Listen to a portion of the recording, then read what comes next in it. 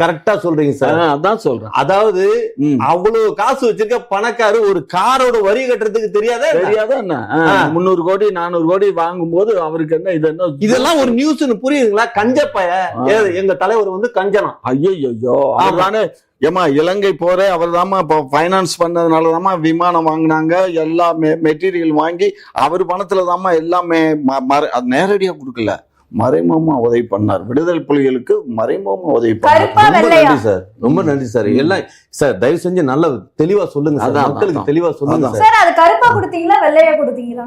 அது வெள்ளையா எங்க கொடுக்க முடியும், கருப்பா தானே கொடுக்க முடியும். நாட்டுல இருக்க எல்லா பணக்காரனுமே கருப்பா தானே வச்சிருக்கான். நீங்க கூட இப்ப கருப்பு கோட்டு தானே போட்டிருக்கீங்க சார். இங்க எல்லாருமே கருப்பு தான், கருப்பு தான் பார்த்து. இந்த நீ கூட கருப்பு ட்ரெஸ் தானே போட்டிருக்க, அப்புறம் என்ன? ஆமாங்க சார், புரியுதுங்களா? நல்லா சார், ரொம்ப நன்றி சார். நீங்க ஒரு ஆள் தான் சார் தெளிவா புரிஞ்சு வச்சிருக்கீங்க. உண்மைதான். ஆமா.